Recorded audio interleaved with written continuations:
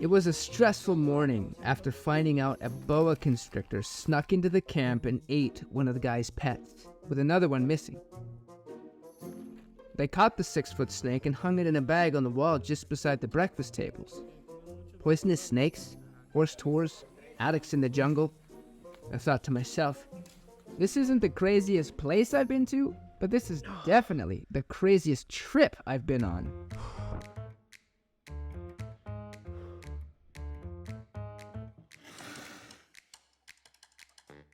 When I heard about this woman who traded in baby monkeys for homeless addicts, I had to find out more. You heard right. Baby monkeys, homeless addicts, and a former millionaire working with the top drug dealer in all of Coco Beach? What is going on? Before this, I've only ever heard of Costa Rica being a place to retire. Not just for old people, but young people too. If you work online, why not do it under a palm tree next to a tropical ocean while drinking iced mochaccino? And pay 0% income tax. Sounds good to me. After doing some more digging, I also found out that Costa Rica is a blue zone, meaning because of the mountainous air, the fresh water, the organic food, it's one of the healthiest places in the world to live, with the highest amount of people per capita thriving over 100 years old. Having worked in a lot of Latin American countries and seeing how dangerous they can be, I was floored to hear this part. There's no cartel. Sure, there's some crime like any place, but the small city I live in Canada, is 2 times more dangerous than all of Costa Rica. It's so safe, the country doesn't even need a military. But as you heard at the beginning, even in a tropical paradise, there are snakes hidden in the jungle, waiting to strike. And sometimes, they win. My name is Brian James, and when I hear of cool places that are changing lives, I check it out and I tell you about it. And this is my next story. In the northwest corner of Costa Rica, located near the black sands of Coco Beach, hidden in the jungle between 2 mountains, lay a place where addicts fight the serpents of their shadows. Meet Vicky Conley, CEO of the Monkey Farm. Born and raised in California, former entrepreneur and multimillionaire, Vicky started off in the dog grooming and coaching business and built hers into being the largest of its kind in the entire world. After having optimized everything to the point she could run her business from only her laptop, she enjoyed life and traveled the world. I mean, why not? While running her business from cruise ships, resorts, and hotspots, out of all these places, she fell in love with Costa Rica, sold everything, and moved to the jungles. Now, I like traveling. I enjoy adventures in beautiful places, a little dangerous sometimes. But I've never been to a jungle before. I didn't know what to expect. Well, Vicky told me exactly what to expect. Rain. Tropical, non-stop rain. With earth-trembling thunderclaps included. 'Tis the season, but that was just the beginning. We came with a small team from Pine Falls, Canada. Their purpose was to volunteer at the farm and help the base in any way needed, which lots of travelers do. My purpose was to see what happens to addicts who fall through the system into the arms of a program that claims it can help, or to find out if they just get exploited by greed and abuse, only to wind up back on the streets like they do in other programs around the country. And of course, as with every trip, we got more than we bargained for. Like at any farm, the day starts early, 4:30 a.m. to be painfully exact, and in this case, during a tropical storm. But my adventure started the night before. I don't know what it is about the first night in a new country, but it always seems to come as a test. I got to my room, which is kinda like a sea can on stilts, and first discovered one of my windows wouldn't fully shut. Is this the trip I get malaria? Dengue? Chikungunya? Again? I also had a random light issue while unpacking and almost suffered a seizure. Finally, morning came, and it came slowly. I actually don't recall sleeping. It was more like waiting. With the torrential rain on my tin roof, sounding like a marching band, and the jungle heat saran wrapping me in my bedsheet as if I was a soggy ham sandwich, I didn't sleep much. Nonetheless, I had to get the girls from their rental and back to the base in time to start chores with the guys. 4:30 a.m. was tough, but the girls were having a great time. One even got excited enough to jump into the pig pen. Well, turns out that was an accident. Next was breakfast and Bible study. Then tasks were handed out for the day. We learned one of the key features about restoration from addiction is regimentation. Everything must be well-structured, disciplined, with little flexibility. This is to reverse the years of impulsive living that addiction forces you into. At first it appears as if you have control, but eventually you find yourself in a trap at the mercy of whatever your addiction demands of you.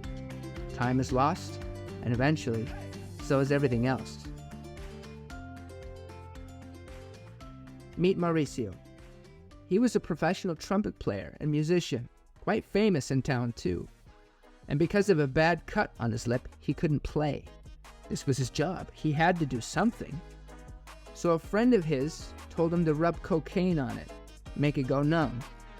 And it worked. He could play. He didn't get high per se. He didn't crave it. He could use it when he wanted, and it was never a problem. He was in control. Until 20 years later, waking up one day, realizing he couldn't remember the last time he ate. He was using every day, multiple times a day. He was 50 pounds lighter than originally. His wife left him years ago, and he was working simply to buy drugs. He was in control until he wasn't.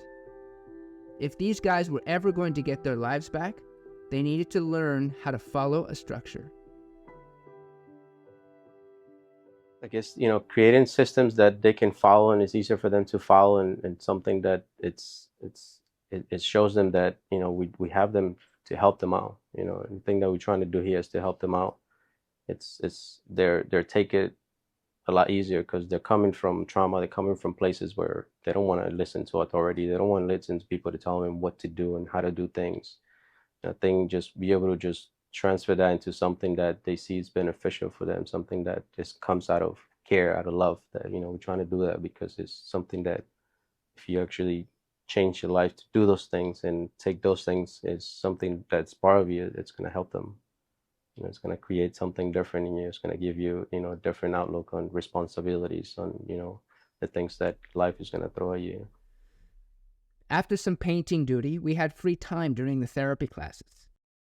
So I took the girls back to their rental. They might swim a bit, and I could get back to making the documentary before returning for evening chores. And that's when 4 a.m. took its full effect and did something I'll never, ever forget. Yep, destroyed the car. But yeah, so this is gonna go back here. So it's not that up. We see drama, right? Yeah. But look, this is perfect. We can put back. Look, I was a little bit broken at the bottom, but I didn't realize what I had done until the whiplash of the accident snapped me back to reality. I don't even really know what to say about that. I have not a clue, no words whatsoever. Is it just bad luck, not carelessness? I have no idea. I don't know. I have no words in my brain right now. How could this happen? Where was my brain? And really, not even one full day into the trip?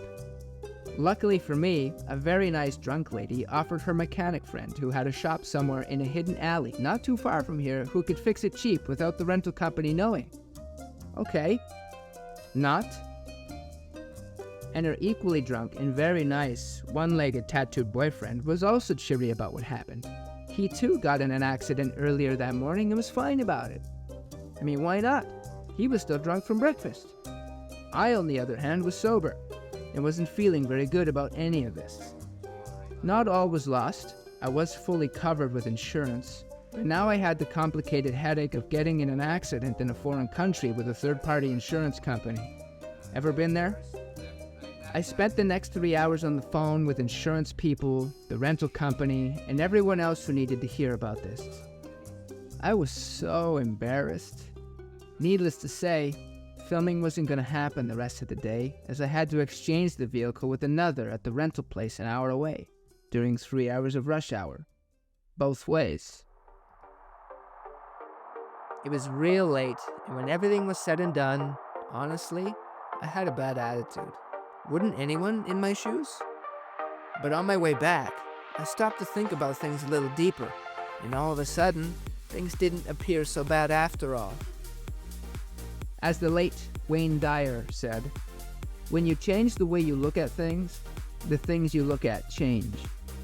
To put things into perspective, I only destroyed a brake light and bent the trunk door.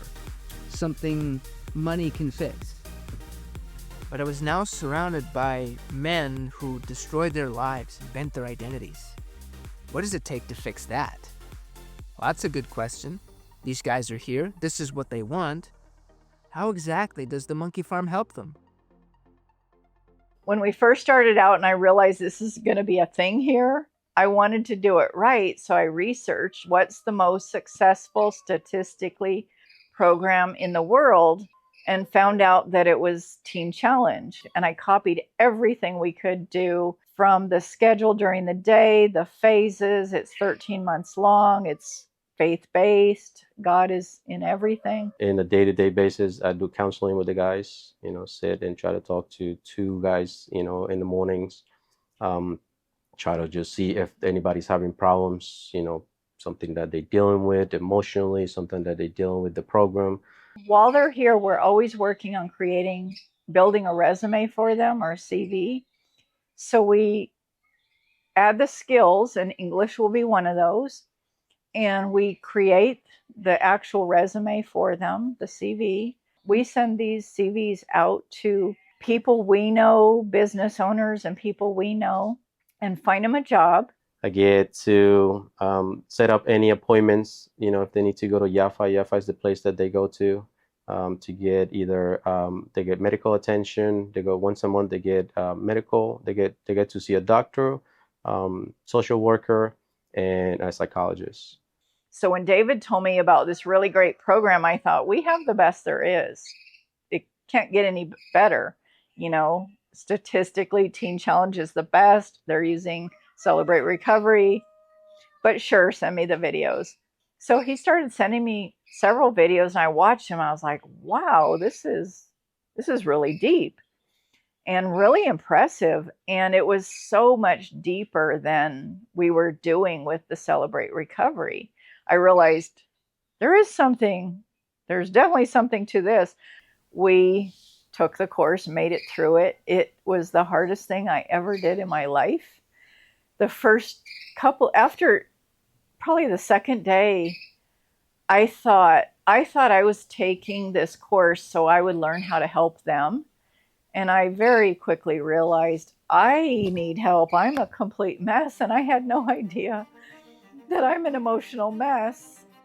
It was amazing. Anyway, it was really hard. Tim Fletcher, therapist of 30 years and leading authority in complex trauma therapy, says complex trauma affects 70% of the world's population, though it's likely even higher than that. That means the chances of even you having it are 7 out of 10. When I first heard that, I said to myself, I don't have trauma. I've never been injured or assaulted. I'm not addicted to drugs. But when I heard the definition of complex trauma and saw examples of it hidden in plain sight, it actually shocked me and made me rethink. Maybe I'm not so unscathed after all. Complex trauma is more about what doesn't happen to you than it is a traumatic event. You have 12 human needs, and if any 2 of those needs are not being met on a consistent basis, it puts your brain into survival mode, whether you're aware of it or not. There's the obvious needs like food and shelter, and then there's ones just as critical but less visible, like the need for validation, the need for justice, the need for love and respect. Things all these guys were lacking growing up. And when a child feels something integral is missing, they live in a sense of danger, always in survival mode, fight, flight, or freeze. When they get their first drink or drug or release that instantly takes away the pain and fear at the push of a button, the relief is overwhelming and they've found their new savior. 97% of all addicts have complex trauma, and we've now learned that addiction is not the disease, it's a symptom of the disease. If you break the word down, you can see how we might all be affected. Dis-ease. How stressed are you? On the outside, these men seemed like regular guys, really, all fantastic people. One was a telecommunications specialist, another an electrician, another came from corporate management. Some had kids, most had wives. If one didn't know better, you'd think you were talking with a neighbor from a peaceful community. Yet hearing their stories, we realized each one of them recently came from a horrendous abyss of addiction and chaos. From drug dealing in luxury hotels, gang initiation by murder and attempted suicide, to crashing through windows, being drugged by corrupt police, and waking up in a prison cell covered in blood. They had lots to share. But they didn't start there. It started with an absent and perfectionistic father, cold, unloving, and impossible to impress. It started with a narcissistic mother, abusive and manipulative for her gain only. Maybe violence, maybe neglect. Fundamentally, it started with not feeling safe, growing up without the right tools to process and recognize that the people who were supposed to take care of them were not there, or not doing a good job. This formed within them a shame-based identity. In a child's mind, if something is wrong, it must be their fault. And if it's their fault, something must be wrong with them. Classic shame. They did what they needed to survive, and being a child, they didn't know the path they were taking was only a trap. It doesn't excuse what they did as adults, but it helps understand why it happened. Now they're here, in the valley of the shadow of death, in a jungle between two mountains. On the one, extreme poverty and struggle, representing the world they came from. On the other, luxurious mansions overlooking paradise, representing a world with freedom. And the jungle in between, being the wild and savage world we all live in. Two literal mountains with two literal realities, and very symbolic of the road we are all on. The next question is, how does one get from one mountain to the other? Unfortunately, in Costa Rica, most addiction recovery programs only exploit these people. Guised under Christian names, making it sound like a center of hope, these men enter the programs only to wind up in another hell. We were at our dinner for the homeless one night, and two of the men that now I had known them for years, they asked for help to get out of their addiction and their homeless lifestyle. And at that point, all I knew about that was do not take them to one of these so-called addiction recovery centers that are free, because they were all scams that were exploiting them. And I know this because my Canadian missionary friend actually taught me if somebody asked for help, take them to one of these places. And he took me there, introduced me to the people. And so when somebody asked for help, I would take them there. But the next week I would see them back, or 2 weeks later, I'd see them back. And I'd say, what happened? And they said they didn't help me. They weren't helping anybody at all. They have a way to make you feel like you are in a good place, you know. But what they do is just give you a bed and give you some food, you know. And actually, for example, when you leave, you have to wake up 4 o'clock in the morning, and you just get a breakfast, and you have to leave, you know.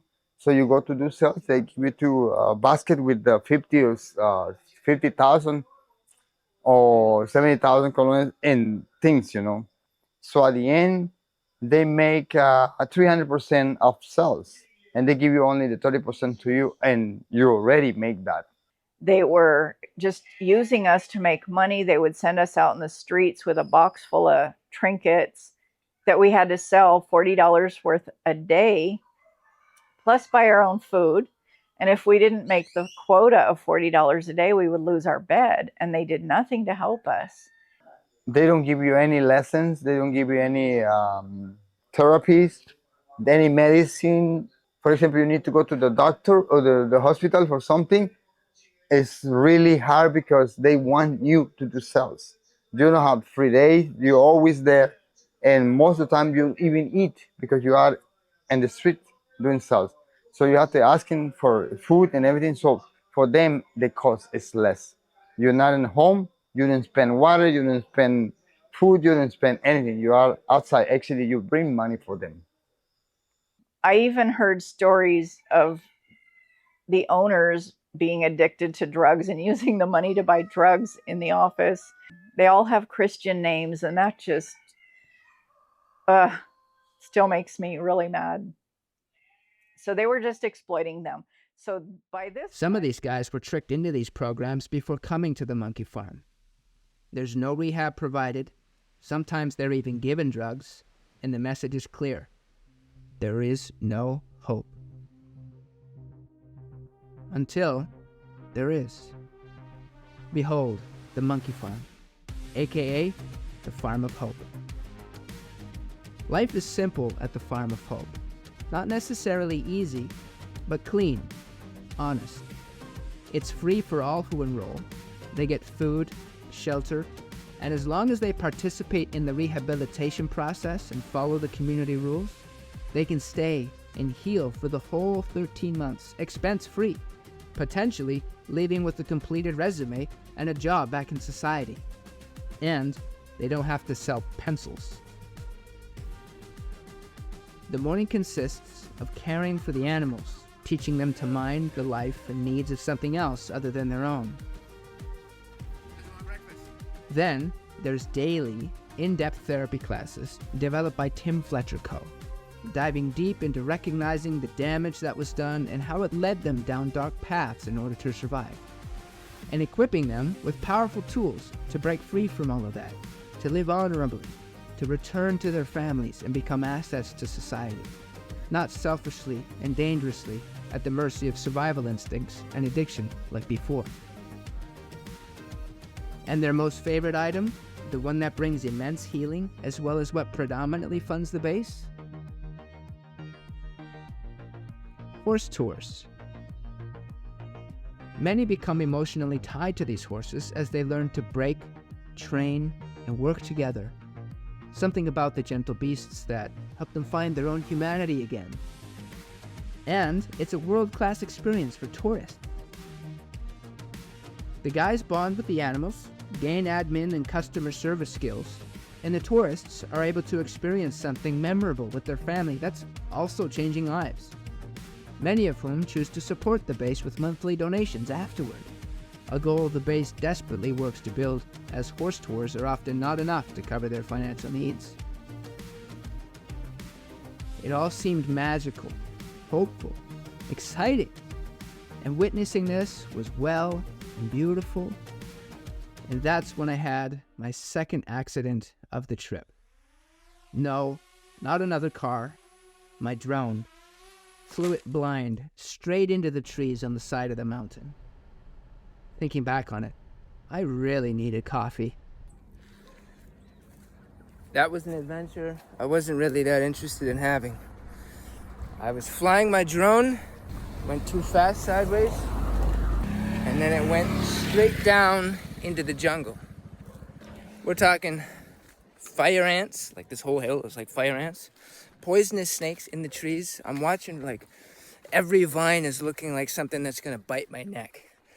And thankfully, I was climbing down a cliff of soft dirt. Thankfully, all the vines actually kept me up like 100 seatbelts.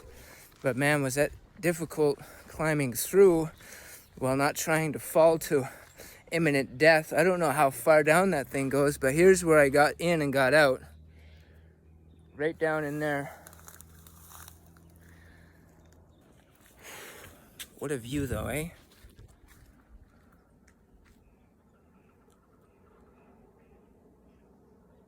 Just don't go down there. Don't go down there. That's where nightmares are.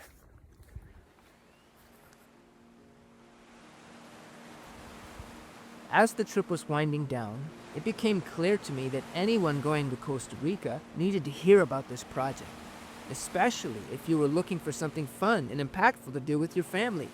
If you're only visiting, to book a horse tour and help fund what they're doing.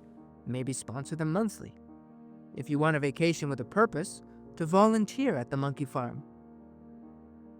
But not only that, because maybe you're watching this and you might not ever visit Costa Rica, but you know how these guys feel. To also know that with all the craziness in the world, all the uncertainty ahead, perhaps you have some of your own struggles.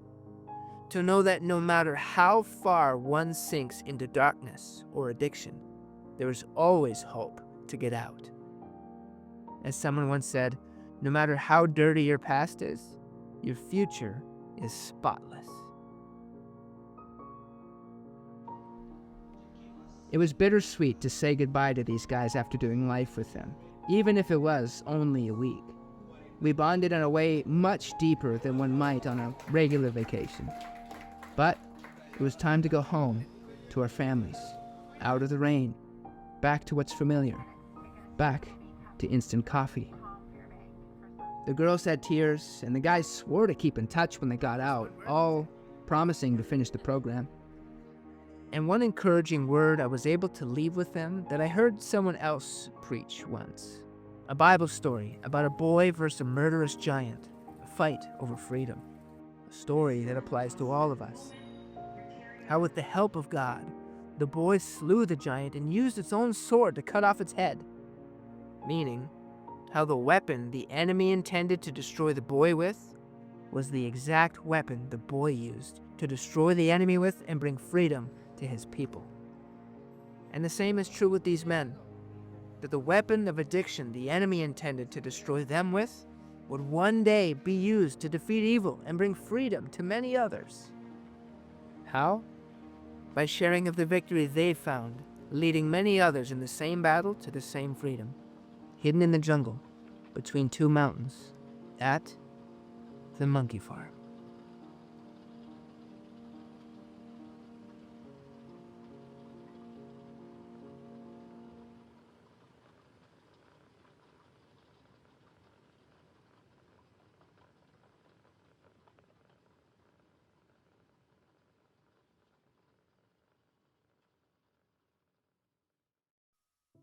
If you just got through watching the video on Costa Rica and these men who have difficult problems, and if you're watching this, you're obviously not a homeless person. You're probably in middle or to upper middle class, and that doesn't mean that you do not struggle with different issues. Challenges come to every one of us. Our previous board chairman was a closet alcoholic, and by the time we found out, it was too late. And he died as a consequence to that captivity. He was in upper middle management. He had a wife and 2 kids. He was financially secure, but could not overcome his captivity to this problem. I had another friend who had a problem with sexual addictions. And he was a high-paid oil worker. He had a wife and 2 kids, but he couldn't overcome. He sought medical help. And finally, he just committed suicide in his mid-40s. I too had struggles in my own life. They were so big that I didn't want anyone to find out, and I attempted suicide to stop anyone from being able to find out. Despite all my credentials, I couldn't be set free of the addiction that controlled me. But now I'm free of it, free of its enslavement. I have a wife, 3 kids, and 7 grandchildren. If you have a need like this, you're struggling with something that seems to control you, you can't overcome it. I'd love to share with you that which I've learned. And so we have a tip to freedom. We're not trying to sell you anything. We don't have a product. We don't have a subscription.